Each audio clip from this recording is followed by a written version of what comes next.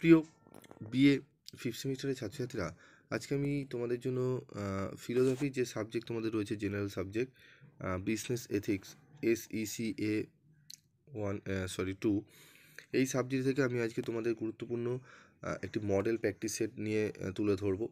তোমাদের প্রশ্নপত্র দেখবে 2024-এর প্রশ্নপত্রে তোমরা পরীক্ষা দেবে, তো তোমাদের এরকম ধরনের মডেল প্র্যাকটিস তুলে ধরছি।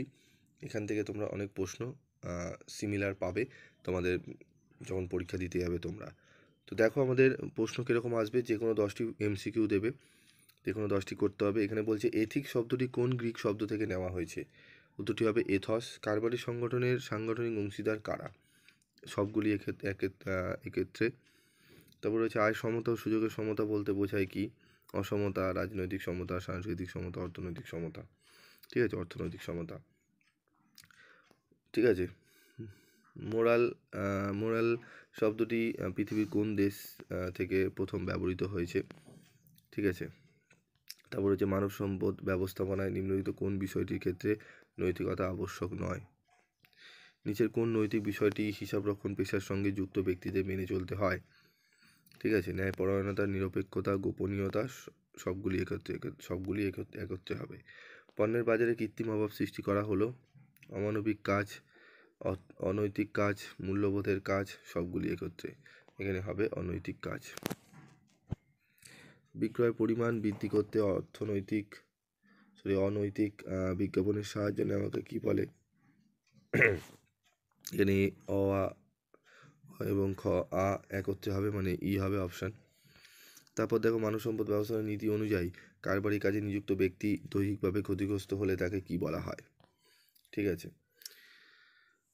তোমাদের এখানে মানব ব্যবস্থাপনার নীতি অনুযায়ী কারবারি কাজে নিযুক্ত ব্যক্তি দৈহিকভাবে ক্ষতিগ্রস্ত হলে তাকে কি বলা হয়? কোম্পানির নীতি অনুসারে ক্ষতিপূরণ দেওয়া, তাকে কি করা উচিত?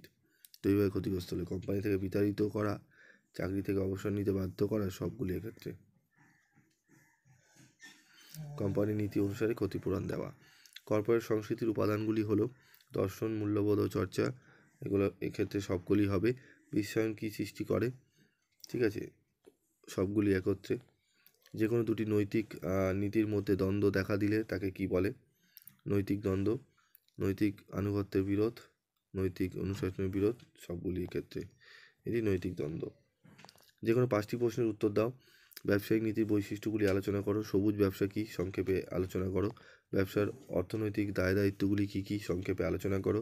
এখান থেকে কিন্তু প্রশ্ন তোমরা 2 থেকে 3টি কমন পেয়ে যেতে পারো। ঠিক আছে। তারপর রয়েছে এটি ব্যবসায়িক বিক্রয় চুক্তির ক্ষেত্রে গ্রাহক বা ক্রেতার অধিকারগুলি কী কী? সংক্ষেপে আলোচনা করো। বিজ্ঞাপনের ক্ষেত্রে নৈতিকতার বিবেচ্য বিষয়গুলি কী কী? ব্যবসার ক্ষেত্রে মানব সম্পদের গুরুত্ব আলোচনা করো। কর্পোরেট সংস্কৃতির উপাদানগুলি বিশ্লেষণ করো। তারপর রয়েছে দেখো কর্পোরেটদের সামাজিক দায়বদ্ধ হওয়া প্রয়োজন কেন? ব্যাখ্যা করো। ব্যবসায়িক নীতিবিদ্যার পক্ষে ও বিপক্ষে যুক্তিগুলি বিশ্লেষণ করো। ব্যবস্থাপনার নৈতিক দৃষ্টিভঙ্গি সবিচারে আলোচনা করো। নৈতিক বিজ্ঞাপন ও অনৈতিক বিজ্ঞাপনের মধ্যে পার্থক্যগুলি বিশদে আলোচনা করো। কর্মক্ষেত্রে নীতিবিদ্যার গুরুত্ব আলোচনা করো। একটি ব্যবসায়িক প্রতিষ্ঠানের আচরণবিধি ব্যাখ্যা করো। এই প্রসঙ্গে একটি আদর্শ আচরণবিধি প্রণয়নের উপযোগিতা আলোচনা করো।